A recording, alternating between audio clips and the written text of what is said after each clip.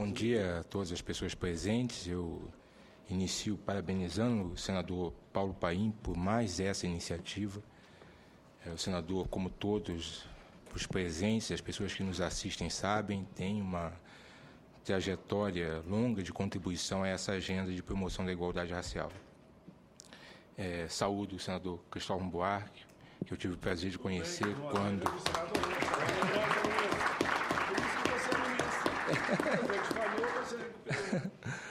que eu tive o prazer de conhecer quando eu era reitor da Universidade de Brasília, na década de 80. E ao saudar o senador Paulinho, o senador Cristóvão, eu saúdo a todos os senadores e a todas as senadoras. Gostaria de saudar os membros que constituem a mesa, os presentes, destacando a participação dos integrantes do Educafro e também as pessoas que nos assistem através da TV Senado. Eu vou procurar restringir a minha fala a 3 aspectos do projeto de autoria do Executivo que está tramitando no momento na Câmara e que nós temos, como já foi dito aqui, a expectativa de que em breve venha ao Senado. O projeto está na Câmara dos Deputados, ele já passou pela Comissão de Trabalho, liderada pelo deputado Roberto Santiago, teve parecer do então integrante da comissão, atualmente líder do Partido dos Trabalhadores na Câmara, deputado Vicentinho, foi aprovado na CETASP, depois esse projeto foi apreciado pela Comissão de Direitos Humanos, então presidida pelo deputado pastor Marco Feliciano, teve o próprio deputado pastor Marco Feliciano como relator, também foi aprovado.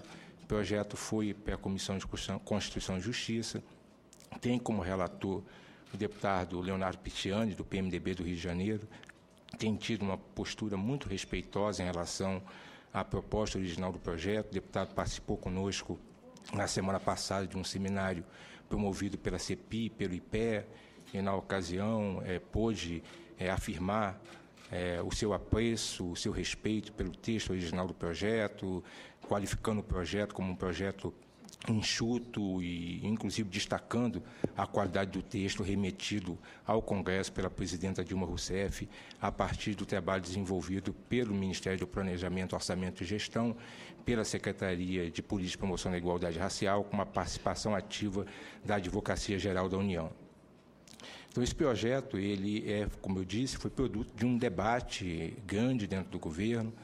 Esse tema está colocado na nossa agenda de governo desde a promulgação do Estatuto da Igualdade Racial em 2010, mas é importante ressaltar que o Instituto das Políticas de Ação Afirmativa permaneceu sob júdice até 2012, então nós compartilhamos da preocupação da presidenta Dilma de evitar uma judicialização de uma proposta como essa, na medida na qual nós tínhamos já um histórico de ações diretas de inconstitucionalidade em relação às políticas de cotas. Então, a partir de 2012, nós tivemos uma decisão histórica do Supremo, uma decisão unânime, considerou a política de cotas, em especial na Universidade de Brasília, constitucional, e isso abriu caminho para que os entes federativos, destacando-se o Estado do Rio de Janeiro, por exemplo, e o próprio governo federal pudessem aperfeiçoar as políticas de ação afirmativa e ampliar a sua abrangência, tendo em vista o cumprimento fiel do Estatuto da Igualdade Racial.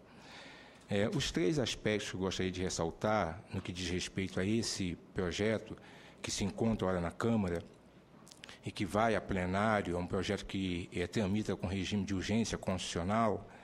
O primeiro aspecto é a qualidade do embasamento técnico do projeto elaborado pelo Ministério do Planejamento. Esse projeto ele traz algumas inovações no que diz respeito à política de cotas e ele incorpora um aprendizado que foi assimilado a partir da experiência das cotas no ingresso nas universidades públicas federais.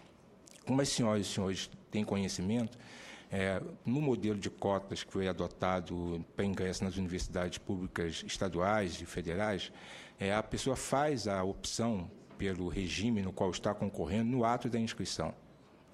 E isso, ao longo do tempo, fez com que nós constatássemos algumas distorções. O professor Dilvo Ristorff, do Ministério da Educação, tem estudos a esse tema.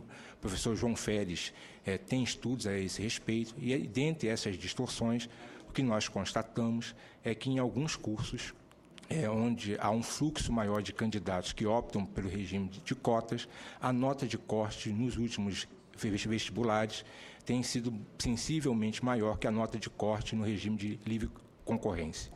Então, isso significa dizer que a opção feita no ato de inscrição, que num primeiro momento poderia funcionar como um elemento de preservação da competitividade dos candidatos, acabou se mostrando algo contraproducente. E o Ministério do Planejamento, Orçamento e Gestão, notadamente a Secretaria de Gestão Pública, teve o cuidado de incorporar esse aprendizado e, a partir daí, como o Frei Davi bem mencionou, o modelo de sistema de cotas para ingresso no serviço público, a pessoa faz a declaração no ato da inscrição, mas a aplicação do Instituto da Cota se dá a partir do resultado final do vestibular. Aí cabe uma observação que as pessoas que são beneficiadas pelas cotas ao final do resultado do concurso vestibular são beneficiadas não porque não passaram. As pessoas passam no processo seletivo. É importante que nós aproveitemos todos os momentos para dizer que a cota não beneficia quem não passa. A cota só beneficia as pessoas que se habilitam no processo seletivo, quer seja para a universidade, quer seja para o serviço público. O que acontece é que o filtro que exclui essas pessoas não se dá na aferição da capacidade delas entrarem, e sim em relação à nota de classificação final. Então, nós temos um contingente de pessoas, quer seja nos vestibulares, quer seja nos concursos públicos, que demonstram ter qualificação e mérito para ingressarem na universidade e para ingressarem no serviço público, e que, em função da limitação de vagas oferecidas, quer seja na universidade, quer seja no serviço público, essas pessoas ficam num contingente de aprovados que não são chamados. Então, é preciso que nós deixemos nítido isso. A cota não beneficia quem não passa. A cota beneficia quem passa e que não obtém a classificação em termos comparativos que permita que a pessoa entre dentro das vagas oferecidas. Então, isso é uma inovação, isso é um mérito do Ministério do Planejamento, Orçamento e Gestão, e é algo que precisa ser ressaltado e precisa ser expandido para outros modelos de cotas em aplicação no Brasil. O segundo aspecto que eu gostaria de ressaltar em relação o embasamento técnico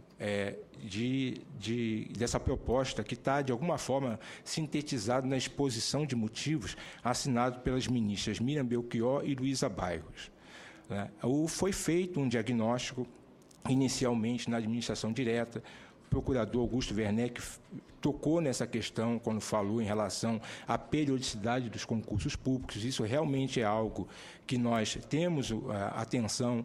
Nós temos, observando a administração direta, pouco mais de 500 mil servidores ativos, nós temos uma média de ingresso no serviço público anual de 25 mil servidores.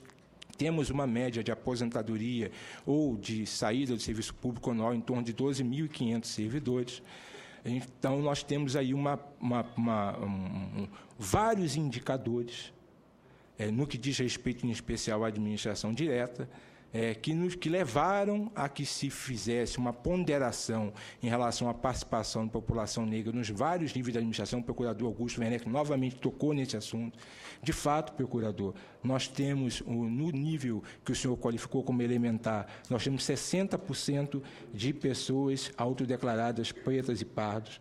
Nós temos no chamado nível intermediário em torno de 30%, e nós temos nas carreiras de nível superior e nas carreiras de Estado uma oscilação de 4 ponto alguma coisa por cento a 18%. Então, isso foi levado em consideração. Suas contribuições são extremamente válidas. Certamente nós vamos ter possibilidade de conversar com o senhor oportunamente, mas realmente isso foi ponderado. Em função disso é que nós fizemos uma proposta original contemplando 20% para as cotas no concurso público, considerando que essas cotas, diferentemente do modelo adotado no acesso às universidades, elas não são excludentes, entre aspas, do modelo de acesso universal. Obviamente, estamos abertos a debater sobre isso, mas temos uma posição original a esse respeito. O terceiro e último ponto, que eu acho extremamente importante, porque nós temos, de uma forma geral, discutido a política de cotas, considerando que as pessoas que vão entrar no serviço público, e da mesma forma como nós consideramos as pessoas que entraram nas universidades, como as beneficiárias da política de cotas. No que diz respeito aos concursos públicos, da mesma forma que pode ser aplicado esse raciocínio ao ingresso nas universidades, os beneficiários, o grande beneficiário, a grande beneficiária da política de cotas não é a pessoa que entra no serviço público, é a sociedade brasileira. Porque o serviço público, ele existe para servir e para atender às demandas da sociedade. E, então, a iniciativa de se apresentar uma proposta que estabelece as cotas no serviço público, ela é uma iniciativa que se insere no contexto da iniciativa de modernização e aperfeiçoamento e a melhoria da qualidade do Estado e do serviço público brasileiro.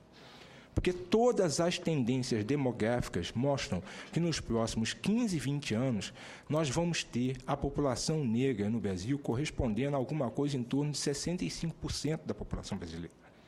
E nós sabemos que um dos grandes obstáculos para que os direitos de pessoas negros e negras possam ser efetivamente praticado é o racismo institucional muito presente nos mecanismos do Estado brasileiro.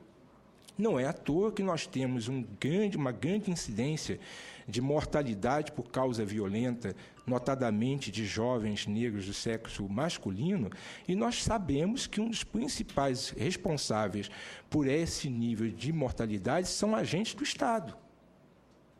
Então, essa medida, a proposta de instituição da política de cotas no serviço público é uma proposta que beneficia, num primeiro momento, a olho nu, a pessoa que ingressa no serviço público, mas que, na realidade, traz um benefício para a sociedade, que prepara a máquina pública para atender este desenho de sociedade, que é diferente do desenho de sociedade que pautou o estabelecimento dos critérios de ingresso para a máquina pública que nós temos hoje. Nós temos uma máquina pública hoje que foi desenhada, que se orienta para atender a minoria da população. Nós temos políticas públicas universais que atendem a uma minoria da população, e nós ficamos pensando em políticas afirmativas para atender a maioria da população. Então, nós estamos vivendo um ciclo de transformação no desenho das políticas públicas no Brasil. Hoje, nós temos políticas universais que já nascem com recorte étnico-racial. Quem vai operar essas políticas universais? São os servidores públicos. Que perfil de servidor público está qualificado para operar isso? Já que nós temos os marcos legais constituídos, já que nós temos instrumentos de implementação constituídos e enfrentamos o racismo institucional na máquina pública para efetivamente implementar.